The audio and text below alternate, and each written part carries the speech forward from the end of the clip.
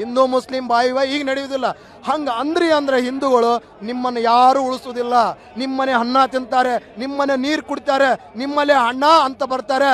ನೀವು ಇರಲಾರ್ದಾಗ ಅವರ ಸಂಖ್ಯೆ ಹೆಚ್ಚಾದಾಗ ನಿಮ್ಮನೆ ನಿಮ್ಮನೆ ಹೆಣ್ಮಕ್ಳು ಅತ್ಯಾಚಾರ ಮಾಡ್ತಾರೆ. ಈ ಬಾಂಗ್ಲಲ್ಲಿ ಆಗೋದು ಅದೇ ತಾನೆ.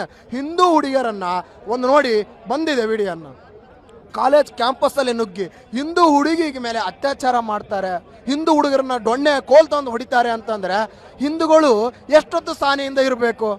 ನಾವು ಜಾತಿಯಲ್ಲಿ ಬೇರೆ ಬೇರೆ ಆಗಿರ್ಬೋದು, ಆದರೆ ಖಂಡಿತವಾಗಿಯೂ ಇನ್ನು 5-20 ವರ್ಷದಲ್ಲಿ ನಾವು ಕೂಡ ನಮ್ಮದೇ ಗೀತೆಯಲ್ಲಿ ನಮ್ಮದೇ ಧರ್ಮದ ನೆರಳಲ್ಲಿ ಒಂದಾಗ್ತೇವೆ. ಅವಾಗ ನೀವು ಯಾರು ಉಳಿದಿಲ್ಲ.